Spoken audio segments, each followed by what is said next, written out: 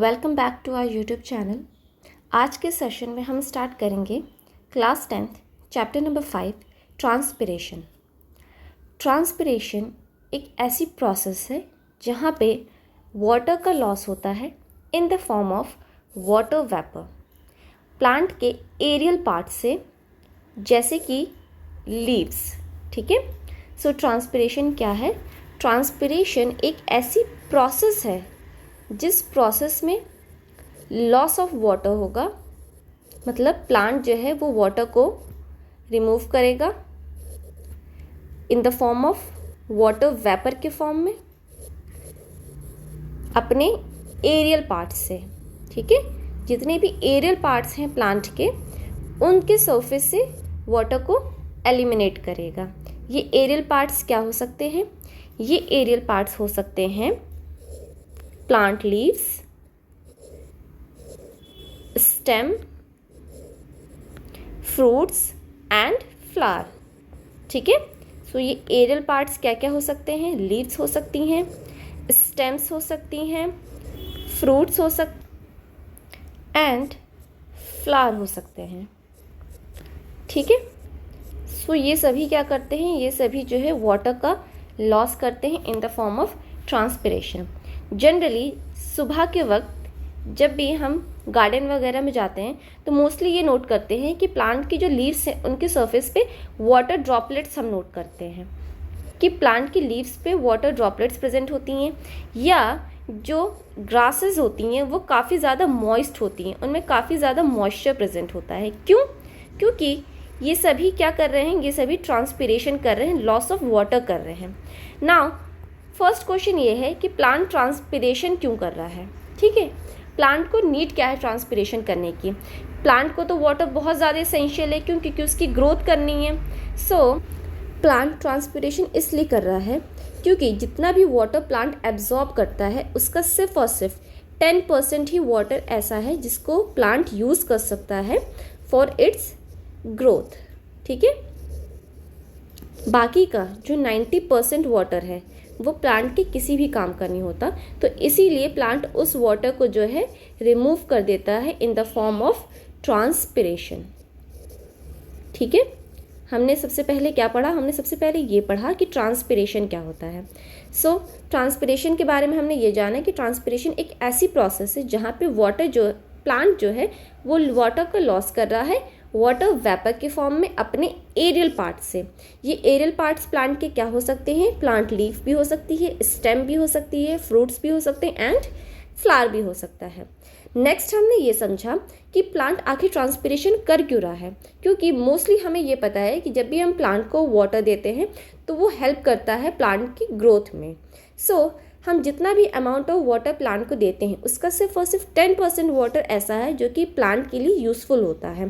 बाकी का जो 90% वाटर है उसका प्लांट यूज़ नहीं करता, तो उस 90% वाटर को प्लांट रिमूव करता है in the form of transpiration. ठीक है, सो अब इस ट्रांसपिरेशन की प्रोसेस को हम एक एक्सपेरिमेंट के थ्रू समझेंगे। सो इस एक्सपेरिमेंट नंबर 1 में स्टेप फर्स्ट हमें क्या करना है?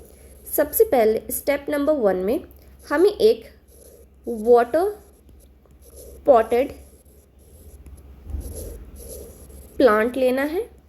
ठीक है, स्टेप नंबर 2 हम इस प्लांट को कवर करेंगे एक पॉलीथीन बैग से। ठीक है, एक पॉलीथीन बैग से हमने इस प्लांट को कवर कर दिया, जैसे कि इस इमेज में दिखाया जा रहा है। ठीक है, हम क्या कवर कर रहे हैं? सिर्फ और सिर्फ प्लांट के स्टेम एरिया को। ठीक है, सिर्फ स्टेम एरिया को ही हमने इस तरीके से पॉलीथीन बैग से कवर कर दिया और उसके माउथ को हमने नीचे की तरफ जो है क्लोज कर दिया। ठीक, अब स्टेप 2 ये है कि स्टेप 3 ये है कि हमें वेट करना है थोड़े टाइम तक। ठीक है, wait for a while, and इसी के साथ साथ हम दूसरी तरफ क्या करेंगे? हम दूसरी तरफ एक और पॉलीथीन बैग लेंगे और उस पॉलीथीन बैग को हम सिंपली जो है उसके माउथ को कवर करके ऐसे ही अंडर सनलाइट उसे हम रख देंगे। ठीक है, अब इस प्लांट को भी सनलाइट मिल रही है एंड इस पॉली बैग को भी सनलाइट मिल रही है। ठीक है, सो कुछ टाइम बाद हमने ये नोट करा कि प्लांट जिसको हमने पॉली बैग से कवर करा था उसमें वाटर ड्रॉपलेट्स हमें नज़र आ रही हैं उस पॉली बैग पे। ठीक है, स्टेप अब हमारा जो है ऑब्जर्वेशन क्या रही, हमारी ऑब्जर्वेशन ये रही कि आफ्टर सम टाइम हमने ये ऑब्जर्व करा कि वो वाला पॉली बैग जिसको हमने कवर करा था प्लांट से, वहाँ पे हमको जो है वाटर ड्रॉपलेट्स दिखाई दे रही हैं। ठीक है, वाटर ड्रॉपलेट्स दिखाई दे रही हैं। ठीक, नेक्स्ट जो एम्प्टी वाला पॉली बैग था, ये जो एम्प्टी पॉली बैग था, इस एम्प्टी पॉली बैग में हमें किसी भी तरीके की वाटर ड्रॉपलेट्स नहीं मिली। ठीक है, इसमें हमें किसी भी तरीके की वाटर ड्रॉपलेट्स नहीं मिली, नो ऑब्जर्वेशन रही। सो इस एक्सपेरिमेंट से हमको ये समझ में आया कि प्लांट का जो एरियल पार्ट है या प्लांट की जो लीव्स हैं वो क्या कर रही हैं, वो ट्रांसपिरेशन कर रही हैं एंड इस ट्रांसपिरेशन के थ्रू जो वाटर है वो आ गया इस पॉली बैग के सरफेस पे। ठीक है, वो वाटर आ गया इस पॉली बैग के सरफेस पे। ठीक है, वहीं दूसरी तरफ जो हमने एम्प्टी पॉली बैग को कवर करके रखा था उस एम्प्टी बैग में हमें किसी भी तरीके का वाटर ड्रॉपलेट्स नहीं देखने को मिला। ठीक है, सो ये फर्स्ट एक्सपेरिमेंट था जिसके थ्रू हमने ये समझा है कि ट्रांसपिरेशन आखिर सही में हो रहा है या नहीं हो रहा। अब हम इस एक्सपेरिमेंट को दूसरी तरीके से और समझते हैं ट्रांसपिरेशन को। फर्स्ट हमने क्या करा, हमने जो है तीन हमने एक्सपेरिमेंट सेटअप तैयार करे हैं। Setup number A, B and C. Setup number A में हमने क्या करा है, हमने प्लांट को सेटअप ए में हमने प्लांट पॉट को प्रॉपर कवर कर दिया है। ठीक है, सेटअप बी में हमने क्या करा है, सेटअप बी में भी हमने प्लांट पॉट को प्रॉपर कवर करा है। ठीक है, एंड इसके साथ साथ हमने इसमें एक काइंड ऑफ पेपर रखा है, उस पेपर को हम कोबाल्ट क्लोराइड पेपर कहते हैं। ठीक है, इस पेपर को हम कोबाल्ट क्लोराइड पेपर कहते हैं। इस पेपर को हमने रखा है एक स्टिक के साथ, जो हमने इसे अटैच कर दिया है। ठीक है, एक स्टिक के साथ हमने इसको अटैच कर दिया है। इस इमेज में देखिए, ये रही वो स्टिक एंड ये है वो कोबाल्ट क्लोराइड पेपर जिसको हमने इस प्लांट के साथ अटैच करके कवर कर दिया है। सेटअप नंबर सी में हमने सिर्फ और सिर्फ उस कोबाल्ट क्लोराइड पेपर को स्टिक के साथ अटैच करके रखा है। ठीक है, एंड इस पूरे को हमने कवर कर दिया। ठीक है, हमने 3 सेटअप्स तैयार करे। सेटअप नंबर ए में हमने प्लांट पॉट को कवर कर दिया। सेटअप नंबर बी में हमने प्लांट पॉट को कोबाल्ट क्लोराइड पेपर के साथ कवर करा है एंड सेटअप नंबर सी में हमने सिंपल उस कोबाल्ट क्लोराइड पेपर को रखा है। ठीक है, सो सबसे पहले हम ये समझते हैं कि कोबाल्ट क्लोराइड पेपर को हम क्यों ले रहे हैं। सो कोबाल्ट क्लोराइड पेपर, ये जो कोबाल्ट क्लोराइड पेपर है ये यूज़ होता है फॉर इंडिकेशन ऑफ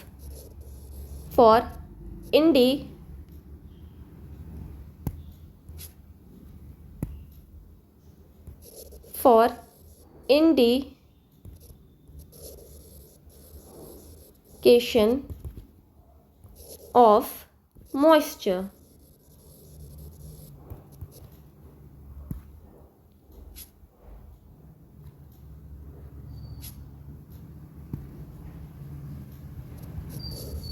ठीक है, कोबाल्ट क्लोराइड पेपर को हम मॉइस्चर के इंडिकेशन के लिए यूज़ करते हैं। सो अगर मॉइस्चर प्रेजेंट होगा, ठीक है, इफ मॉइस्चर प्रेजेंट होगा, सो ये जो ब्लू पेपर है ब्लू पेपर कन्वर्ट हो जाएगा पिंक पेपर में, जिससे हमें ये पता चलेगा कि उस सेटअप में मॉइस्चर अवेलेबल है। सो हमने कुछ टाइम वेट करा। कुछ टाइम वेट करने के बाद हमने ये नोट करा कि हमारा सेटअप ए जो है वहाँ पे हमें वाटर वेपर दिखाई दे रहा है, ठीक है, वाटर वेपर ऑब्जर्व हो रहा है। सेटअप बी में हमने ये देखा कि जो कोबाल्ट पेपर था ये ब्लू से हो गया पिंक कलर का, ठीक है। अब ये कोबाल्ट क्लोराइड पेपर अगर पिंक कलर का हो गया तो ये हमको क्या बताएगा, ये हमको ये बताएगा कि इस प्लांट ने मॉइस्चर रिलीज़ करा है, ठीक है। इस प्लांट ने मॉइस्चर रिलीज़ करा है और उस मॉइस्चर की वजह से पेपर पिंक कलर में टर्न हो गया। एंड हमने जो सिंपल कोबाल्ट क्लोराइड पेपर को ऐसे ही कवर करके रखा था, वहाँ क्या हुआ, वहाँ कोई ऑब्जर्वेशन नहीं हुई। वहाँ जो ब्लू कलर था कोबाल्ट पेपर का वो अभी भी ब्लू कलर में ही प्रेजेंट है। इट मीन्स वहाँ पे कोई भी मॉइस्चर नहीं था। No moisture available, no moisture available, ठीक है। सो इन एक्सपेरिमेंट से हमें क्या समझ में आया, इन एक्सपेरिमेंट से हमें ये समझ में आया कि प्लांट जो है वो ट्रांसपिरेशन कर रहा है, लॉस ऑफ वाटर कर रहा है in the form of vapour from its aerial parts, ठीक है।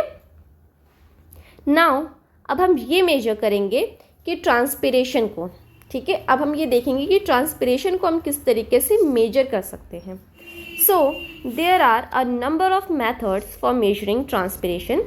सम ऑफ दीज आर, सो काफ़ी सारे ऐसे मेथड्स हैं जिनके थ्रू हम मेजर कर सकते हैं ट्रांसपिरेशन को। तो उसमें सबसे पहला जो हम मेथड यूज़ करने जा रहे हैं वो है वेइंग मेथड, ठीक है।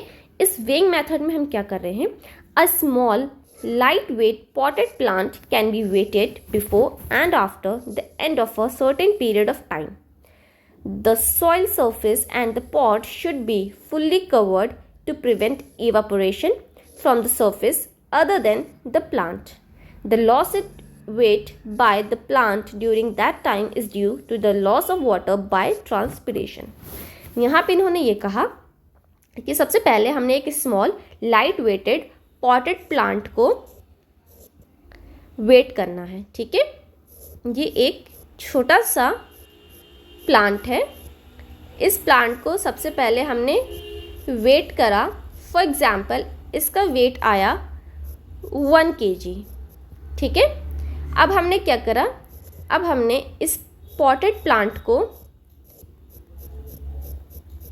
कवर कर दिया, ठीक है। इसके सॉइल एंड पॉट एरिया को कवर करा, ठीक है।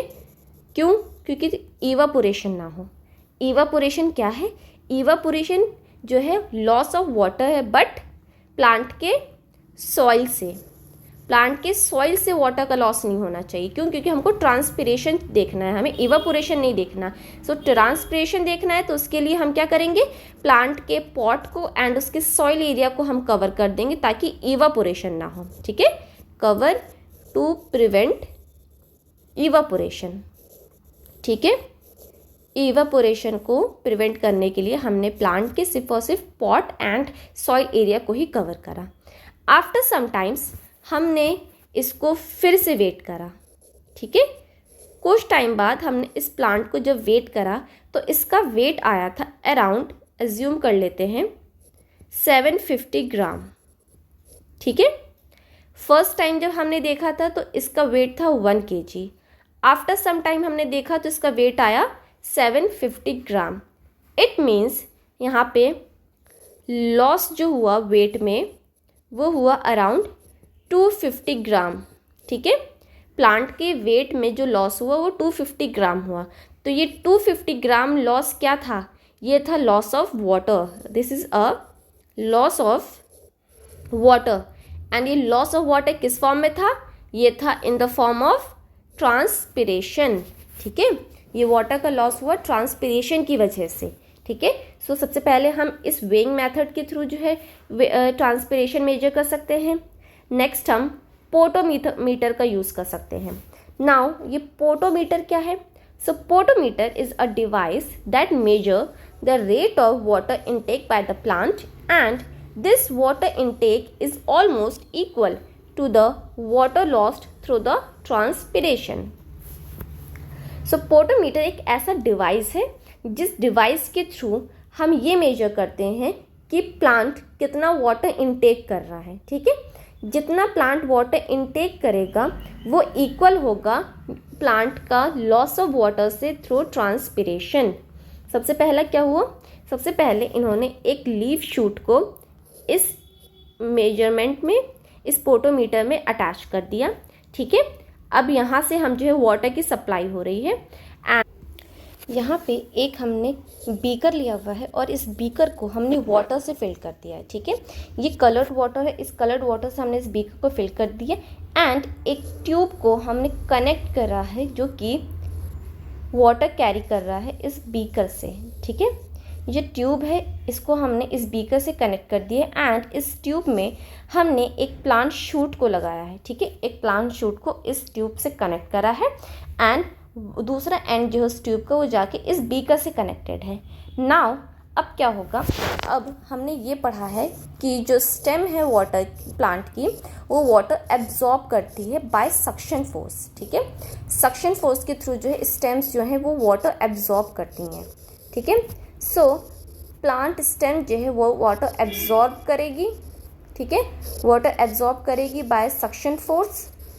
सो अब क्या होगा, धीरे धीरे यहाँ से वाटर जो है वो अपवर्ड डायरेक्शन में मूव करेगा। धीरे धीरे वाटर जो है वो अपवर्ड डायरेक्शन में मूव कर रहा है। जब वाटर अपवर्ड डायरेक्शन में मूव करता है तो उस टाइम पे एयर बबल्स जो है वो अपीयर होना स्टार्ट करते हैं, ठीक है। अब धीरे धीरे एयर बबल्स भी वाटर के डायरेक्शन में ही मूव कर रहे हैं, ठीक है। सो जब इस बीकर से वाटर निकल रहा है तो क्या होगा, अब बीकर में वाटर का जो लेवल था जो इस पॉइंट पे था, अब धीरे धीरे जो है वो नीचे आने लगेगा, ठीक है। सो ये प्रोसेस जो है एक सर्टेन टाइम तक चलती है।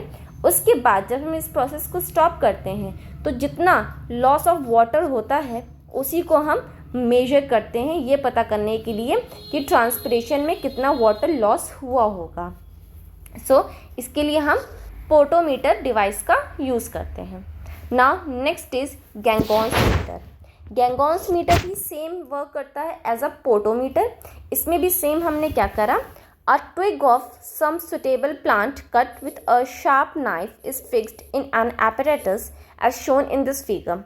हमने क्या करा, एक प्लांट लिया, उस प्लांट के साइड को हमने जो है कट कर दिया एक ट्विग की हेल्प से, ठीक है।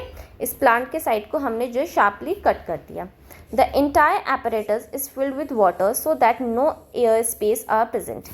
अब ये पूरा का पूरा apparatus है, इस पूरे apparatus को हमने water से fill कर दिया है ताकि यहाँ पे कोई भी air space create ना हो।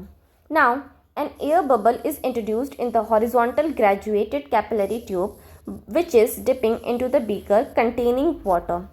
अब हम क्या नोट कर रहे हैं कि ये जो कैपिलरी ट्यूब है, इस कैपिलरी ट्यूब में हमें एयर बबल्स नज़र आ रहे हैं। इस कैपिलरी ट्यूब में हमें एयर बबल्स नज़र आ रहे हैं जो कि कनेक्टेड है वाटर बीकर से, ठीक। This is done by lifting the bent capillary tube above the coloured water so that air may be sucked in due to suction pull and is again dipped into the water.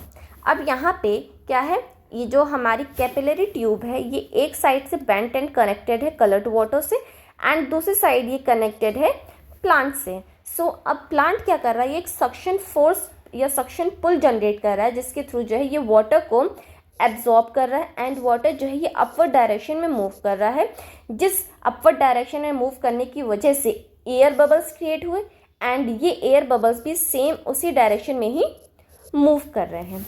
As transpiration proceed, that is, the water is lost from the twig, a suction force is set up which pulls the water from the beaker and the bubble in the capillary tube moves along. Same मैंने जो अभी कहा, the reading on the capillary tube would give the volume of water loss in a given time. अब हमें ये पता करना है कि एक गिवन टाइम में कितना वाटर लॉस हुआ। उसके लिए हमने एक रीडिंग रखी है, यहाँ पे एक स्केल रखा है जो कि हमें ये बताएगा कि कितना लॉस ऑफ वाटर हो रहा है, ठीक है।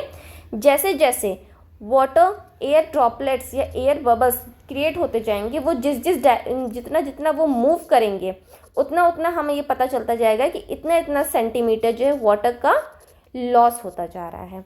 ठीक है, the air bubble can be brought back to its original position by releasing some water from the reservoir into the capillary tube by opening the stop cock. Now यहाँ पे एक रिजर्वॉयर कनेक्टेड है इस कैपिलरी ट्यूब से।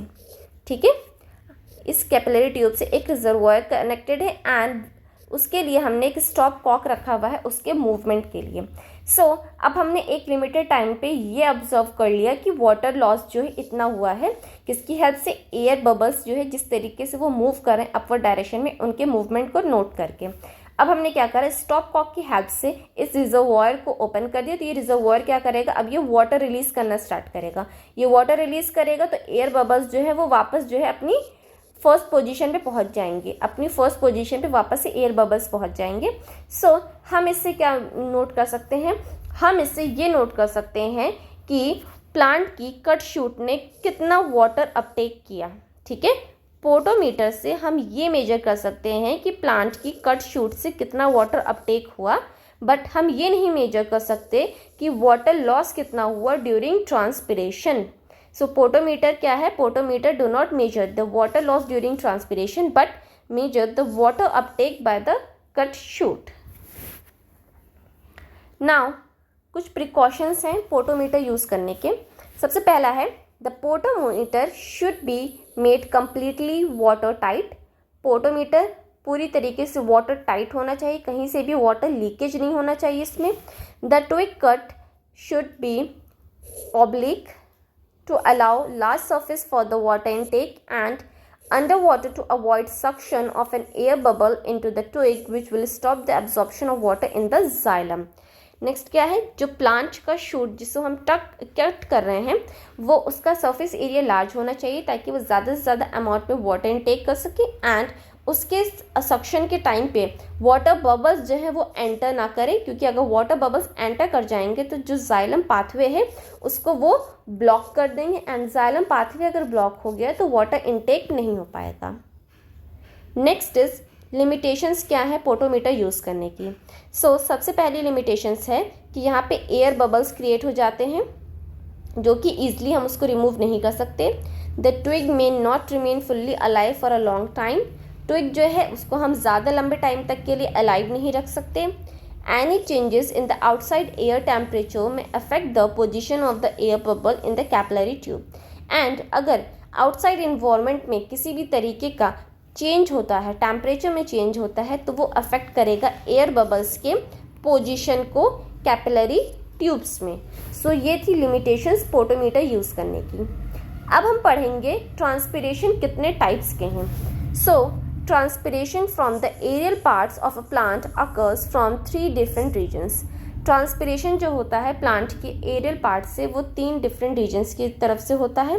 From the leaves through the stomata, leaves से stomata, directly from the surface of the leaves and stem जिसे हम cuticular transpiration कहते हैं।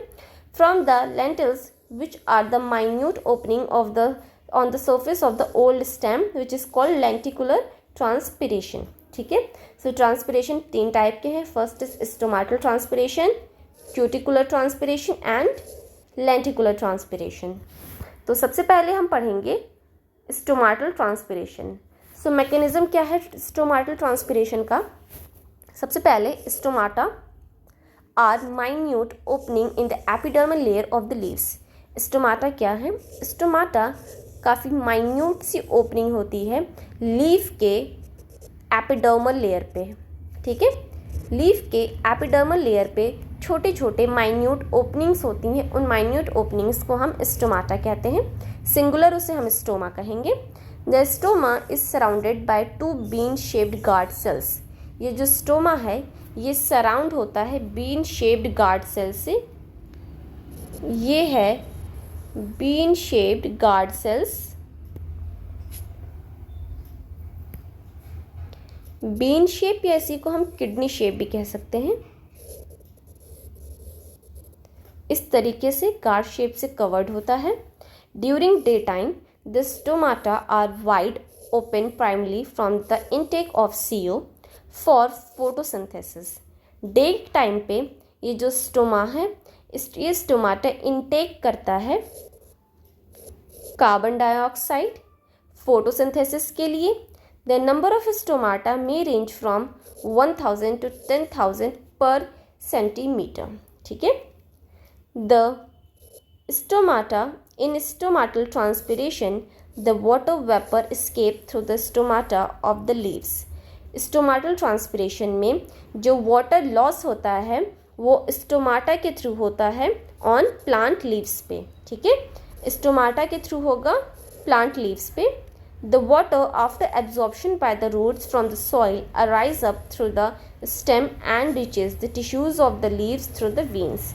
नाउ प्लांट जो है कैसे, ये वाटर का एब्जॉर्प्शन कैसे हो रहा है. सबसे पहले सॉइल में से रूट्स ने वाटर एब्जॉर्ब करा, रूट से वाटर गया स्टेम में, स्टेम से वाटर पहुंचेगा लीफ, वेन से लीफ में, एंड लीफ के बाद वाटर पहुंचेगा स्टोमाटा में.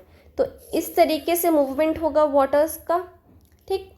More transpiration occur from the undersurface of a dicot leaves. There are more stomatal opening on the undersurface of a dicot leaf and therefore more transpiration occur from the undersurface.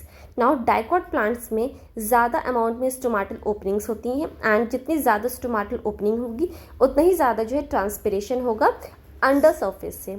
This can be proved by an experiment in which piece of dry cobalt chloride paper are attached to the two surface of a leaf and held in position by two glass slides on the either side tied together by elastic band or held by clips.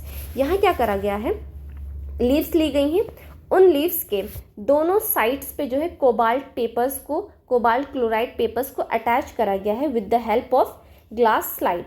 ये glass slide है and ये cobalt chloride paper है जिसको leaves के upper surface पे भी रखा गया है एंड लोअर सरफेस पे भी रखा गया है. ठीक है.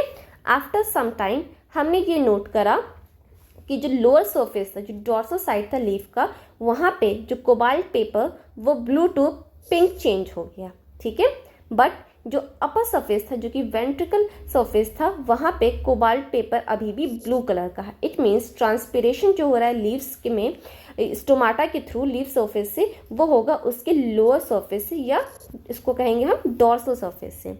The leaf should remain attach to its own plants. ठीक है. एंड दूसरी पॉइंट क्या कहा गया है कि लीफ जो है अपने खुद के प्लांट के साथ अटैच रहनी चाहिए. क्यों? क्योंकि अगर हम लीव्स को यहाँ से डिटैच कर देंगे तो लीव्स में वाटर सप्लाई रुक जाएगी. अगर वाटर सप्लाई नहीं होगी तो हम ये ट्रांसपिरेशनल मूवमेंट हम नहीं देख सकते. इसीलिए वाटर सप्लाई जो है वो हमेशा स्टार्ट रहनी चाहिए. The piece of water which is facing the upper surface of the leaf either does not turn pink or turn pink in a much longer time than the one on the lower side which turn pink much faster. ये क्या कह रहे हैं कि ऐसा नहीं है कि जो अपर सरफेस वाला जो कोबाल्ट पेपर था वो पिंक नहीं होगा, वो पिंक होगा, वहाँ से भी ट्रांसपिरेशन होगा, बट उसका जो टाइम ड्यूरेशन है वो एक लिमिट से काफ़ी ज़्यादा लंबा चलेगा. ठीक है.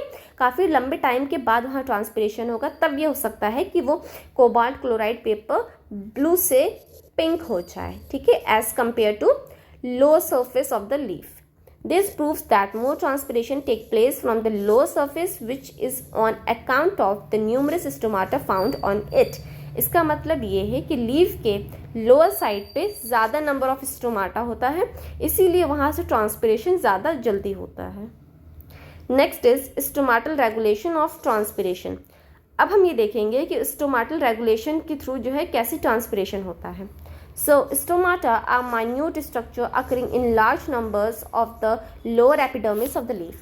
हमने क्या पढ़ा कि स्टोमाटा जो है एक माइन्यूट स्ट्रक्चर है जो कि लीफ के लोअर एपिडर्मस साइड पे पाया जाता है ज़्यादा नंबर में. Transpiration occur as long as the stomata are open. Transpiration तब तक चलता रहेगा जब तक स्टोमाटा ओपन है. ठीक है. जब तक स्टोमाटा ओपन है तब तक ट्रांसपिरेशन चलता रहेगा. But it stops when they are closed. But जब स्टोमाटा क्लोज हो जाएगा ट्रांसपिरेशन भी स्टॉप हो जाएगा। The opening and closing mechanism of stomata is regulated by the amount of water and solute present in the guard cell. अब ये जो opening and closing है स्टोमाटा की, ये डिपेंड करती है कि गार्ड सेल में कितना अमाउंट ऑफ वाटर एंड कितने अमाउंट ऑफ सॉल्यूट प्रेजेंट है। As the stomata open during the day time, the diffusion of gases in and out start fulfilling the need for photosynthesis as well as allowing transpiration। Day time में क्या होगा, day time में gases का exchange होता है stomata के through. Means carbon dioxide enter करता है, कार्बन डाइऑक्साइड एंटर करेगा एंड ऑक्सीजन जो है वो लीव से बाहर जाएगा। ठीक है, सो इसके थ्रू जो है फोटोसिंथेसिस प्रोसेस चल रही है, फोटोसिंथेसिस प्रोसेस चल रही है, स्टोमाटा ओपन है, तो इससे क्या होगा, ट्रांसपिरेशन भी चलता रहेगा।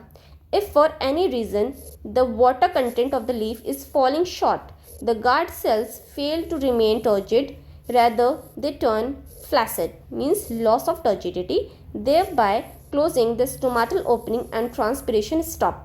But किसी भी certain रीजन की वजह से अगर वाटर कंटेंट लीफ का कम हो गया, ठीक है, तो गार्ड सेल्स जो होंगी वो अपनी टर्जिडिटी को मेंटेन नहीं रख सकती हैं। गार्ड सेल्स जो होंगी वो फ्लैसिड हो जाएंगी एंड स्टोमाटल ओपनिंग जो है वो क्लोज हो जाएगी। स्टोमाटल ओपनिंग क्लोज हुई तो उसके रिवर्स में क्या होगा, ट्रांसपिरेशन भी स्टॉप हो जाएगा। अब नेक्स्ट जो हम ट्रांसपिरेशन पढ़ेंगे वो हम पढ़ेंगे cuticular transpiration. So cuticle is a waxy layer created by the epidermis on the two surfaces of the leaf.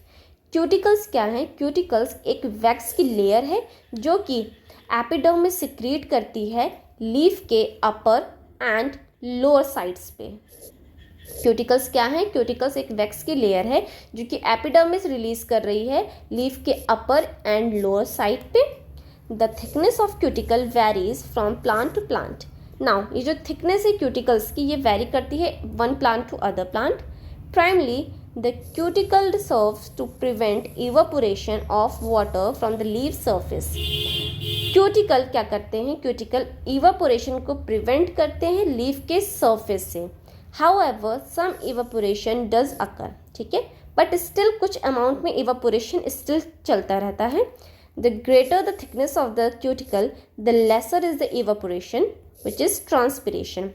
क्या कहा जा रहा है कि जितना ज़्यादा थिक होगा क्यूटिकल की लेयर उतना ही कम अमाउंट में जो है वाटर लॉस होगा, ट्रांसपिरेशन होगा। Desert plants tend to have thicker cuticles to cut down transpiration. जितने भी प्लांट्स जो कि डेजर्ट एरिया में होते हैं, या हम ये कहें कि ऐसे एरिया में होते हैं जहाँ का टेम्परेचर सर्टेन लिमिट से ज़्यादा होता है, वहाँ पे जो प्लांट के ऊपर जो क्यूटिकल की लेयर होती है वो काफ़ी ज़्यादा थिक होती है, क्योंकि हमें वहाँ पे वैसे भी वाटर का अमाउंट काफ़ी कम है, रेयरली वाटर मिलता है वहाँ पे। तो अगर ज़्यादा से ज़्यादा वाटर लॉस होगा ट्रांसपिरेशन के थ्रू तो प्लांट जो है वो लॉन्ग टाइम तक के लिए सर्वाइव नहीं कर पाएगा। इसीलिए क्यूटिकल्स की लेयर जो काफ़ी ज़्यादा थिक होती है ताकि वो ट्रांसपिरेशन के अमाउंट को जो है कम कर सके। Next is lenticular transpiration. कि लेंटिकुलर ट्रांसपिरेशन क्या है, lenticles are special opening that develop on the bark of older stem in place of stomata। ठीक है, lenticles क्या हैं, जितने भी पुराने स्टेम होते हैं, प्लांट के जो पुराना स्टेम होता है उसमें स्टोमाटा की जगह जो है एक नया स्ट्रक्चर, एक नई ओपनिंग क्रिएट हो जाती है, उसे हम लेंटल्स कहते हैं। ठीक है, तो these allow diffusion of gases for respiration as well as for photosynthesis। ये लेंटिसल्स क्या करते हैं, ये रेस्पिरेशन कराते हैं, गैसेस का डिफ्यूजन कराते हैं और फोटोसिंथेसिस भी कराते हैं। And these lenticels never close. ये जो लेंटिसल्स हैं ये स्टोमाटा की तरह ओपन या क्लोज नहीं होते, ये हमेशा ही जो है ओपन की पोजीशन में रहते हैं। They remain open all the time. Water from the cell surface directly facing the lenticels evaporate and contribute to transpiration। अब वाटर का जब भी अपवर्ड डायरेक्शन में मूवमेंट होता है तो वाटर जो है ईजिली लेंटिकल्स के थ्रू जो है इन्वायरमेंट में रिलीज हो जाता है for conducting transpiration. The amount of transpiration from lenticels is certainly more than the cuticular transpiration, but very much less than the stomatal transpiration। So यहाँ पर जो ट्रांसपिरेशन हो रहा है लेंटिकल्स के थ्रू, ये क्यूटिकुलर ट्रांसपिरेशन से ज़्यादा होता है, बट स्टिल लेंटिकल्स के थ्रू जो ट्रांसपिरेशन होता है वो स्टोमाटल ट्रांसपिरेशन से कम होता है। सो सबसे ज़्यादा ट्रांसपिरेशन कहाँ पे होता है? स्टोमाटल ट्रांसपिरेशन सबसे ज़्यादा होगा, उसके बाद लेंटिकुलर ट्रांसपिरेशन होगा एंड सबसे कम होगा क्यूटिकुलर ट्रांसपिरेशन। ठीक है, सो ये हो गया ट्रांसपिरेशन का order. Next is factors that affect transpiration. ठीक है, कौन कौन से फैक्टर्स हैं जो कि ट्रांसपिरेशन को अफेक्ट करते हैं? तो सबसे पहले हम पढ़ेंगे external factors. So first is intensity of sunlight. During the day, the stomata are open to facilitate the inward diffusion of carbon dioxide for photosynthesis. अब डे टाइम में हमने ये पढ़ा है कि फोटोसिंथेसिस होता है। क्यों? क्योंकि स्टोमाटा जो है ओपन रहता है, कार्बन डाइऑक्साइड जो है सेल के स्टोमाटा के अंदर आती है फोटोसिंथेसिस कराने के लिए, and at night stomata are closed. Therefore, more transpiration occur during the daytime. When it is cloudy during the day, the stomata are partially closed and transpiration is reduced. So, normally अगर हमसे ये पूछा जाए कि transpiration को affect करने वाले external factors क्या हैं, तो उसमें सबसे पहला आएगा इंटेंसिटी ऑफ सनलाइट। जितनी ज़्यादा सनलाइट की इंटेंसिटी होगी उतना ही ज़्यादा ट्रांसपिरेशन होगा। सो मेजरली सनलाइट की इंटेंसिटी सबसे ज़्यादा हाईएस्ट होती है डे टाइम में। सबसे ज़्यादा जो है स्टोमाटा डे टाइम में ओपन रहता है for the diffusion of gases. So उसी टाइम पे ट्रांसपिरेशन सबसे ज़्यादा होगा। एंड अगर सनलाइट की इंटेंसिटी कम हो जाएगी, फॉर एग्जांपल विंटर सीजन्स में सनलाइट की इंटेंसिटी काफ़ी कम होती है, तो उस केस में स्टोमाटा जो है वो पार्शियली ओपन होता है।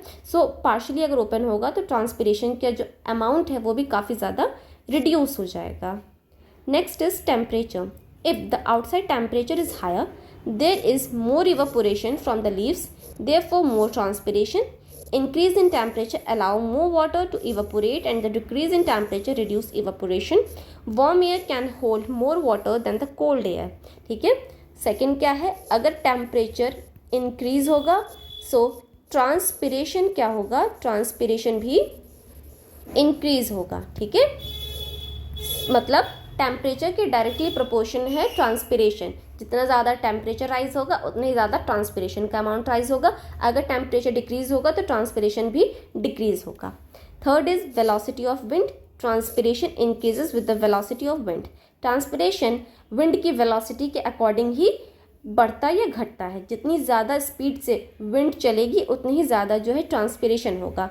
If the wind blows faster, the water vapour release during transpiration is removed faster and the area outside the leaf does not get saturated with the water vapor.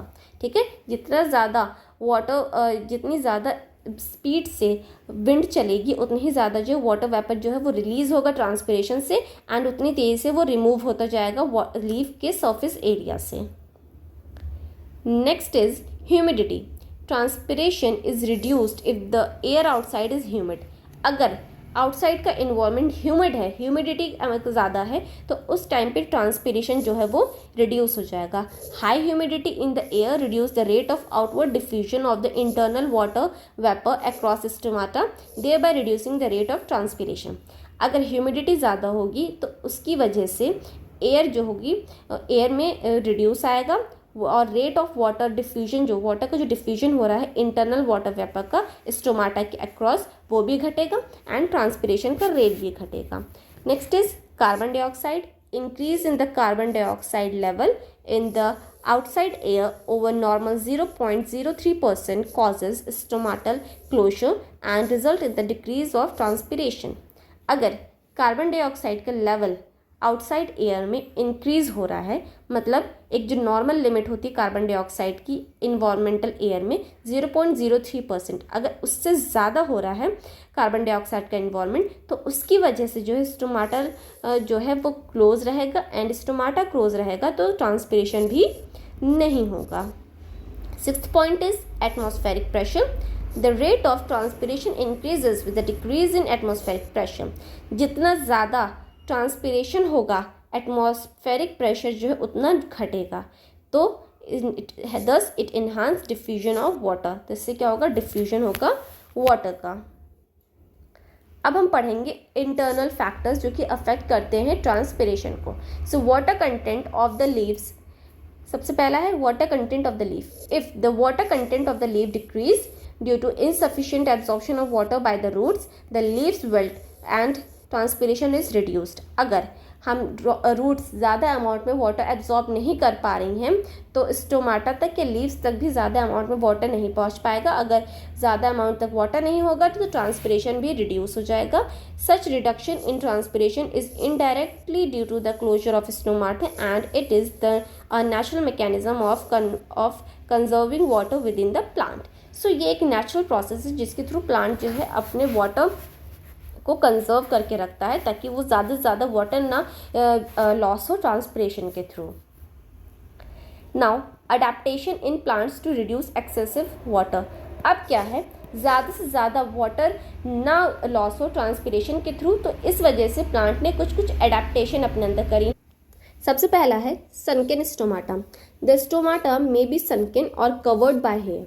ठीक है, सो ऐसे plant जिनका stomata जो है वो सनकेन होता है या हेयर से कवर्ड होता है उसे हम सनकेन स्टोमाटा कहते हैं. Example Nerium. नीरियम एक ऐसा प्लांट है जिसका स्टोमाटा सनकेन या हेयर से कवर्ड होता है. अगर स्टोमाटा कवर्ड होगा तो उससे जो है ट्रांसपिरेशन भी कम होगा. Next is fewer stomata. The number of stomata may be reduced. कुछ प्लांट्स ऐसे हैं जिन्होंने अपने लीव्स में स्टोमाटा का नंबर जो है वो कम कर दिया है. क्यों? क्योंकि अगर स्टोमाटा का नंबर कम होगा तो जो ट्रांसपिरेशन के जो चांसेस हैं वो भी काफ़ी ज़्यादा जो है रिड्यूस हो जाएंगे. Third point is narrow leaves. The leaves में become narrow to reduce surface area. ठीक है, यह प्लांट ने क्या करा, उन्होंने अपनी लीव्स जो है काफ़ी ज़्यादा नैरो कर दिया, पतला कर दिया. क्यों? क्योंकि अगर लीव्स नैरो होंगी तो उसमें जो है स्टोमाटा कम होगा. अगर स्टोमाटा कम होगा तो वहाँ से ट्रांसपिरेशन के चांसेस भी काफ़ी ज़्यादा कम हो जाएंगे. Fourth point is reduced exposed surface. क्या करा है, इन सम केसेस लीव्स में गेट वेवी, रोल्ड और folded to reduce exposed surface. कुछ प्लांट्स ने क्या करा है, अपनी लीव्स को या तो वेवी कर दिया है या तो रोल कर दिया है या तो उन्हें फोल्ड कर दिया है. क्यों? क्योंकि जितना ज़्यादा लीफ का एरिया एक्सपोज्ड होगा सनलाइट में उतना ही जो है स्टोमाटा ओपन रहेगा एंड ट्रांसपिरेशन होता रहेगा. तो इसीलिए उन्होंने क्या करा, अपनी लीव्स को इस तरीके से मॉडिफाई कर दिया है कि उनका जो सरफेस एरिया है वो ज़्यादा एक्सपोज ना हो आउटर एनवायरनमेंट में. Fifth is loss of leaves. In some cases, leaves may be dropped or may be absent or changed into spines as in cacti. ये क्या कह रहे हैं, कुछ प्लांट्स ऐसे हैं उन्होंने क्या करा है, उन्होंने या तो वो अपनी लीव्स को ड्रॉप कर देते हैं या तो उनमें लीव्स नहीं होती, नहीं तो उन्होंने अपनी लीव्स को चेंज कर दिया है स्पाइंस में, मतलब कांटों में. इसमें एग्जाम्पल हमें दिया गया है कैक्टस का. ठीक है, कैक्टस, ये देखिए कैक्टस ने क्या करा है, कैक्टस के पास जो लीव्स नहीं होती हैं उसने अपनी लीव्स को मॉडिफाई कर दिया है स्पाइंस में. ठीक है, तो इसलिए क्या होगा, ट्रांसपिरेशन का चांसेस भी काफ़ी ज़्यादा कम हो जाएगा. Sixth is thick cuticle. The leaves में be covered by thick cuticles. Example banyan and most evergreen trees. ज़्यादातर जो बड़े बड़े ट्रीज़ होते हैं उन्होंने क्या करा है, उन्होंने अपनी लीव्स के ऊपर क्यूटिकल्स की थिक लेयर क्रिएट कर दी है जिसकी वजह से ट्रांसपिरेशन जो है कम होगा. Now next is significance of transpiration. So transpiration has great significance for the plants. सबसे पहला एडवांटेज है cooling, create suction force and distributing water. तो सबसे पहले हम स्टार्ट करेंगे कूलिंग इफेक्ट. ट्रांसपिरेशन से किस तरीके से कूलिंग इफेक्ट मिल रहा है प्लांट को. So evaporation reduce temperature of the leaf surface, therefore transpiration is useful to plant on hot sunny days. देखिए, अब नॉर्मली जब टेम्परेचर बहुत ज़्यादा होता है तो उस टाइम पे जो है प्लांट को भी बहुत ज़्यादा हाई टेम्परेचर फील होता है. ऐसे मौके पे प्लांट को एक कूलिंग इफेक्ट दिखाने के लिए जो है प्रोसेस होती है जिसे हम ट्रांसपिरेशन कहते हैं. ठीक है, इसके लिए कूलिंग इफेक्ट जनरेट करने के लिए प्लांट क्या करता है, वो ट्रांसपिरेशन करता है. अगर ट्रांसपिरेशन होगा तो ट्रांसपिरेशन की वजह से वाटर वेपर्स जो होंगे वो क्रिएट होंगे उसके सरफेस पे. वाटर वेपर्स जो है सरफेस पे क्रिएट होंगे एंड इसकी वजह से एक कूलिंग इफेक्ट जनरेट होगा प्लांट पे. ठीक है, एक कूलिंग इफेक्ट जनरेट होगा प्लांट पे. सो इस तरीके से जो है ट्रांसपिरेशन का एक ये सिग्निफिकेंस है, यह एक एडवांटेज है. Next is suction force. Transpiration helps in the ascent of sap by producing a suction force acting from the top of a plant. Plant क्या कर रहा है, प्लांट में जब ट्रांसपिरेशन होता है तो ट्रांसपिरेशन की हेल्प से एक्सेप्ट ऑफ सैप क्रिएट होता है, जिसकी वजह से एक सक्शन फोर्स प्रोड्यूस होती है एंड सक्शन फोर्स की वजह से प्लांट में वाटर जो है वो मूव करता है अपवर्ड डायरेक्शन में, ताकि प्लांट के हर एक एरियल पार्ट्स तक प्लांट वाटर पहुंच पाए। Next is evaporation from the leaves concentrate cell sap and increase their osmotic pressure. Now leaves में जब इवापोरेशन होता है तो उसकी वजह से सेल सैप्स जो है वो कंसंट्रेट हो जाते हैं एंड ऑस्मोटिक प्रेशर जो है वो इंक्रीज हो जाता है। This draws water from the cell at the lower level in a sequential manner ascent of sap and finally favour absorption of water from soil by the roots. So इसकी help से क्या होता है, water का absorption होता है soil से roots के थ्रू। Next is distribution of water and mineral salts. अब वाटर का एंड मिनरल सॉल्ट्स का डिस्ट्रीब्यूशन कैसे हो रहा है, since leaves are present at the tip of all branches and twigs, transpiration from their surface tend to draw water towards them and thus help in the distribution of water throughout the plant bodies. So जब plant के aerial part से transpiration हो रहा है तो उसके लिए क्या होगा, वाटर को एब्जॉर्ब होके आना पड़ेगा रूट से प्लांट के अपर पार्ट तक। जब वाटर का मूवमेंट होगा लोअर टू अपवर्ड डायरेक्शन में ट्रांसपिरेशन के थ्रू, तो वहाँ पे क्या होगा, प्लांट के हर एक पार्ट को वाटर मिलेगा। ठीक है, प्लांट के हर एक पार्ट को वाटर मिलेगा। Higher rate of transpiration greater the rate of absorption of water and solute from the soils. जितना ज़्यादा रेट होगा ट्रांसपिरेशन का हायर, उतने ही ज़्यादा जो है rate of absorption of water होगा एंड सॉल्यूट होगा फ्रॉम द सॉइल। अब हम पढ़ेंगे ट्रांसपिरेशन अफेक्ट क्लाइमेट। ट्रांसपिरेशन कैसे अफेक्ट कर रहा है क्लाइमेट को। A full-grown single sunflower plant is estimated to lose about half a liter of water per day in the form of water vapor. ऐसा कहा जाता है कि एक fully grown single sunflower plant जो है वो एक दिन में कम से कम हाफ लीटर वाटर जो है वो लॉस करता है in the form of water vapour के फॉर्म में। ठीक है, अ सिंगल मेज plant loss about 2 liters of water per day. A large apple tree may lose about 30 liters of water per day. एक सिंगल मेज plant जो है 2 liters water loss करता है पर डे, और एक single plant tree 30 litre water जो है लॉस करता है पर डे। ठीक है, अब हम यहाँ देखेंगे डिफरेंस क्या होता है इवापोरेशन एंड ट्रांसपिरेशन में। सबसे पहले हम इवापोरेशन के बारे में देखते हैं। इवापोरेशन में लॉस ऑफ वाटर जो होगा वो होगा from the surface of the water bodies in the form of vapour. ठीक है, इवापोरेशन में क्या हो रहा है, इवापोरेशन में लॉस ऑफ वाटर हो रहा है वाटर बॉडीज के सरफेस से वेपर के फॉर्म में। ठीक है, नेक्स्ट क्या है, नेक्स्ट ये है कि it is a physical change controlled by the temperature and humidity of the atmosphere. Next evaporation में क्या पढ़ा हमने कि ये एक फिजिकल चेंज है जो कि कंट्रोल होता है टेम्परेचर एंड ह्यूमिडिटी से of the atmosphere, and evaporation is a fast process. Evaporation एक फास्ट प्रोसेस है। नेक्स्ट अगर हम बात करें ट्रांसपिरेशन की, ट्रांसपिरेशन में क्या हो रहा है, ट्रांसपिरेशन में लॉस ऑफ वाटर हो रहा है in the form of vapour. यहाँ पे भी वाटर का लॉस हो रहा है वेपर के फॉर्म में from aerial parts of plant, plant के